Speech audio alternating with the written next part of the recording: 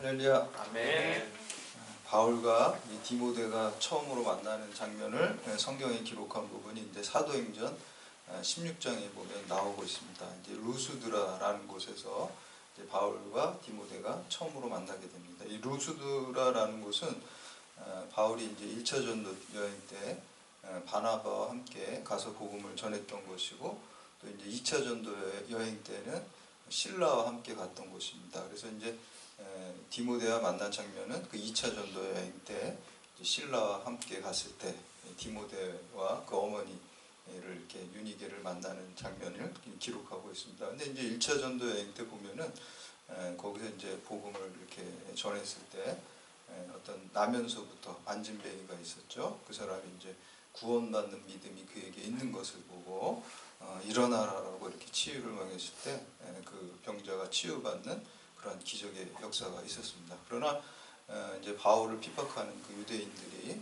다른 곳에서 그 루스드라까지 와서 핍박하고 또 선동하고, 그래서 이제 돌로 치게 되죠. 그래서 이제 죽은 줄 알고 이제 바울을 성 밖에다가 이렇게 버렸어요. 근데 이제 하나님의 은혜로 바울이 이제 다시 기력을 회복하고 일어나게 되었습니다. 아마 그 1차 전도 여행 때 그 복음이 루스드라에 전해졌고, 또 그 영향으로 또 거기에 있었던 이제 디모데가 복음을 영접했을 것이라라고 이렇게 이제 성경학자들은 그렇게 보고 있습니다. 그래서 이렇게 믿음을 갖게 됐고, 특별히 이제 그 디모데라는 사람은 그 부모님과 또 외할머니 그 믿음이 굉장히 좋았습니다. 그래서 성경에 보면은 외할머니 로이스와 그 어머니 유니게의 믿음을 계승하고 성경을 잘 배웠다라고 이렇게 기록하여 있는 것을 볼 수가 있습니다. 이 디모데가 전한 이 복음을 디모데가 바울에 의해서 받은 이 복음을 어떻게 받았는지 오늘 인사말에 잘 나오고 있습니다. 1절하고 2절 말씀 함께 봉독합니다. 시작.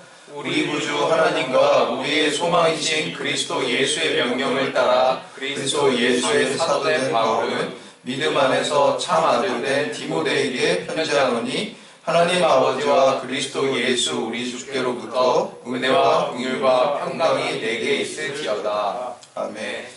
이 바울의 편지의 수신자인 디모데를 오늘 말씀해 보니까 믿음 안에서 참 아들된 디모데. 그래서 이제 바울은 이 디모데를 자기의 제자이면서 그리고 믿음의 아들로, 영적인 아들로 칭하고 있고, 목회의 후계자로 이렇게 칭하고 있습니다. 그래서 특별히 이제 제자들을 그 그리스 로마 시대, 이때 당시가 그리스 로마 시대인데요, 자기의 제자를 아들로 이렇게 표현하는 것을 볼 수가 있습니다. 우리 동양에도 그런 게 있죠. 우리가 주의라는 사람이 쓴 성리학의 입문서인 소학에 보면은 군사구일체라는 그 말이 있잖아요. 그래서 이제 임금과 또 스승과 아버지의 은혜가 같다, 이렇게 해서 이제 마치 스승을 아버지처럼 이렇게 섬기고 그 감사하는 그 정신이 있죠. 그래서 이때도 마찬가지로 이 바울은 자기의 제자인 이 디모데를 아들처럼 이렇게 여겼다라는 것을 볼 수가 있습니다. 그리고 디모데를 이렇게 보니까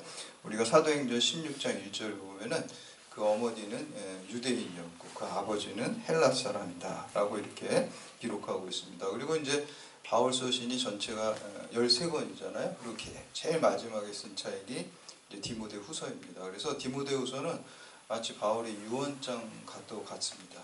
근데 제일 마지막에 자기가 하나님의 사명을 잘 마치고 이제 순교를 눈앞에 두고 있을 때 자기의 죽음을 직감하고 맨 마지막에 이제 쓴 편지가 바로 자기의 영적인 아들인 디모데에게 쓴 것을 볼 수가 있습니다. 그래서 오늘부터 우리가 이제 함께 나누게 된 디모데 전서는 그 에베소에서 목회하고 있었던 디모데에게 이제 바울이 편지하는 목회 서신이라고 할 수가 있습니다. 그래서 이제 디모데 전서 그리고 후서, 디도서 이 세 권을 목회 서신이라고 그래요. 그래서 중세 그 신학자인 토마스 아퀴나스가 특히 이제 그런 얘기를 해서 그게 이제 많은 신학자들이 받아들여서 그 세 권을 목회 서신이다 이렇게 얘기를 하고 있습니다. 그리고 이제 이거는 이제 그 디모데 전후서는 디모데에게 에베소 교회에서 담임 목회를 하고 있었던 디모데에게 보낸 것이고, 디도서는 그리데 교회에서 또 담임 목회하고 있었던 또 디도에게 이제 보낸 그 편지인데요. 개인에게 물론 보낸 편지입니다. 그러나 이제 개인에만 국한된 것이 아니라 이제 오고 오는 모든 세대 목회자들뿐만 아니라 모든 기독교인들에게 해당되는 그 내용들을 우리에게 지금 전해주고 있습니다. 그래서 이 편지는 바울이 이제 로마에 2번 감금되게 됩니다. 1차 투옥이 있고 2차 투옥이 있습니다. 그래서 1차 투옥 때는 한번 투옥되었다가 이제 풀려 나오죠. 그리고 2차 투옥 때는 이제 감옥에 갇혔다가 참수형으로 이제 순교를 하게 됩니다. 근데 이제 1차 투옥 때 됐다가 잠깐 이제 풀려났을 때 그때 이제 이 편지를 쓰게 된 것입니다. 그래서 기원 후 63년경에 디모데전서를 기록했다라고 이렇게 얘기하는데요. 주된 내용을 이렇게 보면은요. 먼저 이제 오늘 우리가 함께 읽었던 부분, 이단에 대해서 이제 조심해라, 분별하고 경계하라, 그 내용을 다루고 있고요. 그리고 이제 예배, 질서 있는 예배가 무엇인지, 그리고 교회의 조직을 어떻게 해야 되는지, 또 신앙 교육을 어떻게 해야 되는지, 목회자의 기본 자세가 어떠해야 되는지, 이런 것들을 이제 기록하고 있습니다. 디모데 당시에 가장 큰 그 이단은 2가지입니다. 율법주의자들과 영지주의자들이었어요. 그래서 율법주의자는 주로 이제 그 유대교에 근거한 사람들이잖아요. 그리고 예수님 믿어도 율법적인 그 행함을 해야지만 구원받는다. 행위 구원을 자꾸 얘기를 하게 돼요. 우리 기독교 신앙은 내가 뭘 행위해서 그 구원받는 게 아니잖아요. 우리가 아무리 선행을 많이 해도 뭐 선행하지 말라는 게 아니에요. 반드시 해야 돼요. 예수님 믿는. 그렇지만 선행을 많이 해서 우리가 구원받고 천국 가는 게 아니에요. 믿음으로 예수 그리스도의 십자가를 예수님이 다 하셨어요. 사실은 구원의 문제는. 십자가에서 모든 우리의 죄의 문제를 대속하시고 다 해결하셨어요. 우리는 그거 믿기만 하면 되는 거예요. 예. 그리고 거기에 감사해서 예수님 닮아가는 성화의 삶을 살아가는 것이죠. 예. 그게 이제 살아있는 믿음이 되는 거죠. 그렇지만 내 믿음 때문에 구원받는 건 아니에요. 근데 율법주의자들은 자꾸 예수는 믿지만 그래도 우리가 행함을 해야지, 할례도 받고 율법도 행함을 해야지 내가 구원받는다라는 그 이단적인 생각들이 많이 있었고요. 2번째는 이제 당시가 이제 그리스 로마 시대니까 이제 그리스 철학, 특히 이제 플라톤 철학의 그 영지주의, 이원론이죠. 그래서 어떤 정신적인 거는 선하고 어떤 물질적이고 육적인 건 악하다라는 그 생각에 기반한 영지주의자들의 그 어떤 가르침들이 큰 이단의 도전이었습니다. 그래서 영지주의자들은 어떤 영적인 깨달음, 그노시스라 그래요. 그래서 영적인 깨달음만 있으면은 행동은 아무렇게나 해도 된다 그래요. 그러다 보니까 육체적인 행동은 2가지 현상으로 나타나는데 육체를 막 죽여야 된다 그래서 금욕주의로 가기로 하고요. 또 한 가지는 뭐 육체는 뭐 아무리 해도 되니까 막 그냥 방탕하게 쾌락주의로 가기도 합니다. 그래서 대단히 잘못된 그 생각이죠. 그래서 그런 2가지 이단을 경계할 것을 말씀하고 있습니다. 그래서 특별히 우리가 함께 읽은 1절에서 지금 11절까지 함께 나눴는데 2가지 정도로 우리가 생각해 볼 수가 있습니다. 첫 번째는 그릇된 가르침, 이단적인 가르침에 대한 경계입니다. 우리 경영학의 아버지라고 이렇게 불리는 피터 드래커라는 그 사람이 있어요. 근데 이 사람의 굉장히 유명한 책 중에 하나가 가장 중요한 5가지 질문이라는 그 책이 있습니다. 그래서 이 책에 보면은 기업을 경영하는 그 CEO들은 항상 자기 회사를, 기업을 생각하면서 5가지 질문을 늘 하면서 점검해야 된다는 거예요. 어떤 질문이냐면 첫 번째는 우리의 목적이 무엇인가? 우리 회사의 목적이 무엇인가? 이거를 물어봐야 된다. 2번째는 우리의 고객은 누구인가? 그리고 3번째는 우리의 고객이 귀하게 여기는 가치는 무엇인가? 4번째는 우리의 결과는 무엇인가? 5번째는 우리의 계획은 무엇인가? 이 5가지를요 계속해서 물어봐야 된대요. 그래서 이러한 질문을 하는 개인과 기업이 새로운 변화와 성장과 혁신을 이룰 수 있다라고 합니다. 오늘 바울은 이단의 잘못된 가르침을 분별하기 위해서 3가지 물음을 우리가 계속 해야 된다 그래요. 아까 이제 피터 드러커라는 사람은 회사를 잘 혁신시키고 또 회사를 잘 경영하기 위해서 아까 5가지 질문을 늘 해야 된다 그랬는데 우리 그리스도인들은 회사가 아니라 우리의 그 영원한 기업, 우리의 인생을 잘 경영하고 우리 교회를 하나님의 뜻대로 잘 세워나가기 위해서 이 세 가지 질문을 해야 됩니다. 첫 번째는 이 교리와 가르침이 우리를 예수 그리스도로 향한 믿음으로 인도하는가? 이걸 우리가 늘 물어봐야 된다는 거.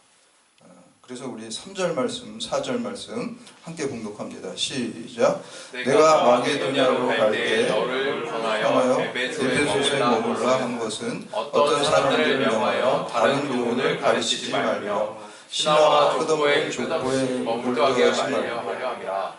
이런 것은 믿음 안에 있는 하나님의 경륜을 이름보다 도리어 결론을 내는 것이라. 아멘. 영지주의자들은요, 그리스 로마 이 신화에 몰두를 했어요. 그리고 영적인 지식을 자랑했어요. 나한테 이런 고귀한 지식이 있어. 다른 사람들이 모르는 깨달음이 나한테 있어. 라고 이렇게 이제 하다 보니까 예수 그리스도의 십자가가 드러나는 것이 아니라 자기 의가 드러나고 자기의 어떤 지식적인 만족을 자꾸 추구하게 되는 거예요. 근데 그런 게 중요한 게 아니라 우리가 뭐를 배우고 이 시간에도 이렇게 여러분들이 말씀을 들을 때 오늘 예배를 드리고 설교 말씀을 들을 때 이것이 이 가르침이 예수 그리스도를 향한 믿음으로 나를 인도하는가, 이걸 여러분들이 물어봐야 돼요. 그럼 이 시간에 이 믿음으로 이 말씀이 인도하면은 그게 올바른 기독교 신앙이라는 것입니다. 그리고 이제 율법주의자들은 뭘 자랑했냐면은 족보를 자랑했어. 족보를. 오늘 말씀해 보니까 영지주의자들은 자꾸 신화에 매몰됐고 영적인 지식과 지적 유희에 만족하면서 했다고 한다면은 그 율법주의자들은 자기가 내가 아브라함의 후손이다, 내가 선민이다, 선택받은 족속이다, 이거를 자꾸 자랑했단 말이에요. 근데 그걸 자랑해서는 안 된다는 것입니다. 그리고 율법주의자들은 자기의 어떤 선민의식에 젖어가지고 자기가 어떤 율법적 준수를 통해서 의롭게 된다는, 거기에 또 자기 교만이 있어요. 그러나 예수 그리스도를 믿는 믿음, 우리 그리스도인들은 항상 이 가르침이, 이 오늘에 주시는 말씀이 나를 예수 그리스도에 대한 믿음으로 인도하는 것인가 라는 것을 생각하면서 바른 교훈과 바른 가르침과 거짓된 가르침을 분별해야 될 줄로 믿습니다. 그래서 여러분들이 뭐를 배우고 우리가 이 교회에 나와서 또 배울 때 내 의가 드러나지 않고 항상 예수 그리스도의 의만, 십자가의 의만 드러나고 우리를 그 믿음으로 인도하는 것, 그것이 올바른 신앙이고 가르침이라는 것입니다. 그렇지 않은 것들은 이단이라고 오늘 말씀하고 있습니다. 두 번째 물음은 이 교리와 가르침이 우리의 삶을 변화시키고 교회와 공동체의 덕을 세우는 일로 인도하는가, 그걸 물어봐야 돼요. 헬라적 영지주의자들은 삶의 변화가 별로 없었어요. 그렇죠? 영적인 지식만 있으면 됐지 몸으로 뭐 하는 건 별로 중요하지 않다라고 생각했어요. 부도덕하게 살아도 상관이 없어요. 그 사람들. 현대 영지주의자들이 사실 구원파라고 할 수가 있어요. 그 사람들은 뭐 구원에 대한 어떤 지식만 있으면은 내가 어떤 뭐 방탕한 삶을 살아도 아무 상관이 없다고 생각해요. 이단적인 거예요. 우리 참된 그리스도인은요, 이 믿음으로 구원받는 칭의와 그리고 천국 백성으로서 합당하게 살아가는, 예수님을 닮아가는 이 성화의 삶이 균형이 이루어야 되는 줄 믿습니다. 그것이 이제 올바른 신앙인데, 헬라적 영지주의자들은 삶의 변화가 별로 없었다는 거예요. 그러나 우리가 예수 믿으면은 내 죄악된 옛 자아가 죽고 예수 생명으로 변화돼야 될 줄로 믿습니다. 그것이 올바른 믿음이라는 거예요. 내가 아무 변화가 없어요. 거듭난 그리스도인이 아니에요. 본 어게인 그리스도인이 아니다. 중생한 그리스도인이 아니다 라고 한다면 그 신앙은 뭔가 병들고 잘못됐다는 거예요. 오늘 이 질문을 나 자신에게 한번 해보세요. 과연 내가 죄악된 옛 자아가 죽고 예수로 다시 거듭나서 생활하는가, 그렇지 않은가, 이거를 돌아보면서 우리가 믿음을 새롭게 결단해야 될 줄로 믿습니다. 네. 세 번째는 이 교리와 가르침이 우리를 아가페의 사랑으로 인도하는가 라는 것을 물어봐야 됩니다. 우리 5절 말씀 함께 봉독합니다. 시작. 이 교훈의 목적은 청결한 마음과 선한 양심과 거짓이 없는 믿음에서 나오는 사랑이거늘. 아멘. 바울이 가르치는 이 말씀과 교훈은요, 사랑이 목적이에요. 근데 사랑도 세상적인 사랑이 아니라 아가페 사랑이에요. 성경에서 우리가 원수를 사랑하라, 뭐 하나님은 사랑이시라 할 때 그 언어를 보면요 다 아가페예요. 무슨 에로스나 크세니아나 필리아나 이런 사랑이 아니라요 희생적인 사랑, 신적인 사랑, 십자가의 사랑. 하나님은 아가페다. 하나님은 아가페 사랑이라고 말씀하고 있습니다. 그래서 어떤 교리와 가르침, 이것이 우리를 아가페 사랑으로 인도하는가 그렇지 않은가 라는 것을 통해서 이것이 이단적인 가르침이냐 또 기독교적인 복음적인 바른 가르침이냐를 우리가 분별할 수 있다라는 것입니다. 그래서 오늘 특별히 예수님께서 사상순에 보면 마음이 청결한 자는 복이 있나니 그들이 하나님을 볼 것이다 라고 이렇게 말씀하셨어요. 청결한 마음을 가진 사람은 하나님을 만나게 되고 하나님의 아가페 사랑을 깨닫게 되고 또 아가페의 사랑을 실천할 수 있게 됩니다. 디모데 전서 4장 2절에 보면 바울은 이 배교자들을 향해서 자기 양심이 화인을 맞아서 외식함으로 거짓말하는 자들이다 라고 이렇게 말씀하고 있습니다. 반면에 바른 믿음을 가진 자는 선 자체인 하나님의 형상을 닮아서 선한 양심을 가지고 있어야 됩니다. 그런 사람이 바로 아가페 사랑을 실천할 수가 있습니다. 우리에게 하나님이 선자체이신 하나님은 인간을 창조하실 때 하나님의 형상대로 만드셨어요. 하나님의 형상이라는 게 무엇일까요? 우리에게 선한 모습, 선한 양심이 있다는 거예요. 언제로 인해 그 원형이 하나님의 형상이 깨어졌어요. 그러나 신앙생활을 한다는 것은 예수 그리스도를 믿음으로 말미암아 그 원형이 다시 회복되는 거예요. 선한 모습이 회복되는 거예요. 그러니까 내 옛 자아가 죽고 예수 생명으로 다시 거듭나는 거예요. 선한 모습으로 바뀌어지는 거예요. 그럴 때 우리가 아가페 사랑을 실천할 수 있다는 거예요.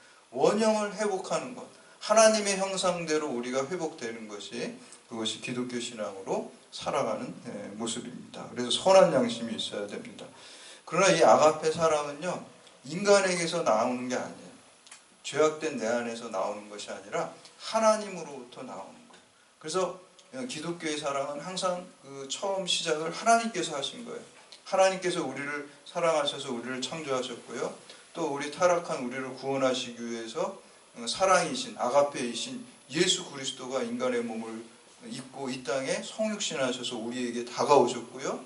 또 우리를 구원하시고 살리시기 위해서 십자가에서 죽으셨어요. 십자가 사랑이 아가페 사랑입니다. 헌신적이고 이타적인 사랑입니다. 그래서 그 사랑을 우리가 먼저 받았어요. 그래서 그 사랑에 우리가 그 받은 사랑을 응답하는 게 바로 하나님 사랑이고 그리고 그 사랑을 이웃에게 전해주는 게 이웃 사랑입니다. 그래서 예수님께서 모든 율법과 선지자의 강령을 요약해서 말씀하신 게 하나님 사랑과 이웃 사랑이에요. 하나님 사랑이 수직이 되고 이웃 사랑이 수평이 되어서 십자가 사랑, 아가페 사랑을 완성하는 것입니다. 그래서 우리가 이렇게 사랑으로 이 말씀과 가르침이 우리를 아가페 사랑으로 인도하냐, 인도하지 않느냐, 이것이 이단과 기독교의 진리를 가르는 분별하는 기준이 된다라는 것입니다. 그리고 항상 그런 아가페 사랑이 있으면요 시시비를 가리는 것이 아니라 뭐 그것보다 더 중요한 게 교회의 덕을 세우고 공동체의 덕을 세운다라는 것입니다. 그래서 우리가 항상 그 물음을 가져야 돼요. 두 번째 우리가 생각해 볼 것은 율법과 복음의 관계입니다. 오늘 말씀을 통해서 우리가 율법과 복음의 문제를 보면은 여기 율법주의자들의 두 가지 오류가 나옵니다. 첫 번째 오류는 선생의식을 가지고 있어요. 우리 6절과 7절 말씀 함께 봉독합니다. 시작. 사람들이 이에서 벗어나 헛된 말에 빠져 율법의 선생이 되려 하나 자기가 말하는 것이나 자기가 확증하는 것도 깨닫지 못하는도다. 아멘. 유대교적 율법주의자들은 선민의식과 그리고 또 율법을 내가 잘 준수한다는 자기의와 어떤 그 우월의식이 있었습니다. 그래서 항상 남을 가르치려고 하는 그 생각을 가지고 있어요. 선생의식, 랍비의식이 가지고 있어요. 그러나 마태복음 11장에 보면 예수님께서 수고하고 무거운 짐진 자들아 다 내게로 오라. 내가 너희를 쉬게 하리라. 나는 마음이 온유하고 겸손하니 나의 멍에를 메고 내게 배우라. 라고 말씀하고 있습니다. 우리가 그리스도인이 된다는 것은 예수님을 스승으로 모시고 예수님을 따라서 우리가 예수님의 제자된 삶을 살아가는 거예요. 그러니까 우리의 유일한 선생님은 예수 그리스도예요. 예수 그리스도를 따라간 우리가 죄자가 되는 거예요. 근데 오히려 이 율법주의자들은 자기가 스승이 돼서 예수 그리스도에게 인도하는 사람이 돼야 되는데 본인이 더 우월하게 스승이 되는 선생의식을 가진 데 있어서 율법주의자들의 오류가 있었습니다. 두 번째 오류는 율법 자체만을 강조하는 것입니다. 우리 8절 말씀하고 11절 말씀 이렇게 두 절 봉독하게 8절 시작. 그러나 율법은 사람이 그것을 적법하게만 쓰면 선한 것임을 우리는 알아. 11절 이 교훈은 내게 맡은 바 하나님의 영광의 복음을 따름이니라. 아멘. 하나님께서 먼저 우리에게 율법을 주시고 그 다음에 복음을 주셨어요. 율법을 주신 이유는 율법이 없었을 때는 죄가 죄인지를 몰랐습니다. 우리가 도둑질하지 말라, 거짓말하지 말라, 또 간음하지 말라, 이런 게 죄인지도 모르고 살아가다가 하나님께서 율법을 주시니까 이게 죄구나, 이걸 깨닫게 됐어요. 그래서 율법을 주신 거예요. 죄를 알게 하신 거예요. 두 번째는 내 힘만으로 내가 의로워질 수 없다라는 걸 깨닫기 위해서 율법을 주신 거예요. 율법을 내가 아무리 잘 지킨다고 할지라도 또 율법을 언젠가는 어기게 되고 한 가지라도 어기게 돼요. 그러니까 내 힘으로 도저히 율법을 지킬 수가 없고 내가 의인이 될 수 없다는 깨닫게 돼요. 그러다 보니까 예수 그리스도 메시아의 은혜로만 그리스도만으로 내가 구원받을 수 있구나. 그래서 메시아를 갈망하게 됩니다. 그래서 율법은 우리가 죄인임을 깨닫고 내가 죄인 중에 괴수임을 깨닫고 내 힘으로 스스로 내가 구원받을 수 없는 나약한 존재임을 깨닫고 예수님을 붙들라고 우리에게 율법을 주신 것입니다. 그래서 율법을 폐하러 오신 게 아니라 예수 그리스도께서 우리에게 오셔서 우리가 예수 그리스도를 믿을 때 그 율법이 예수 그리스도를 통해서 우리 안에서 완성되게 된 줄로 믿습니다. 그래서 우리가 그 율법 자체만 강조하는 자기를 강조하는 그러한 그 율법주의자들의 오류가 아니라 오직 예수 그리스도의 은혜로 복음으로 율법이 완성되는 것을 깨달으라고 말씀하고 있습니다. 사랑하는 여러분, 그러므로 우리가 어떤 이단적인 미혹들, 오늘 말씀에 나오는 헬라주의적인 명지주의자들, 또 율법에 자기의 육적인 그 의를 또 주장하는 그러한 또 율법주의자들의 그 이단을 분별해서 우리가 예수 그리스도 십자가만 바라보며 또 예수 그리스도의 십자가만 의를 자랑할 때 우리에게 온전히 올바른 신앙으로 또 은혜로 또 영생 복락으로 나아가게 될 줄로 믿습니다. 그래서 여러분이 항상 성령 충만해서 이 세상에 여러 가지 미혹들이 많이 있습니다. 그것을 우리가 잘 분별해야 됩니다. 그러기 위해서는 항상 말씀 충만하고 기도를 쉬지 않는 기도를 통해서 성령 충만해야 될 줄로 믿습니다. 기도하는 자에게 성령을 주시고 또 분별하는 지혜를 주십니다. 그래서 여러분들이 성령의 지혜를 가지고 이 시대에 잘 분별하고 우리가 지혜라는 것은 하나님의 뜻이 무엇인지 아는 게 지혜입니다. 그래서 여러분이 말씀과 기도에 전심할 때 하나님께서 우리가 분별하는 지혜, 하나님의 뜻을 깨닫는 지혜를 주실 줄 믿습니다. 그리고 그 뜻을 이루고 하나님께 영광 돌리는 여러분들 다 되시기를 주님의 이름으로 축원합니다. 이 시간에 오늘 말씀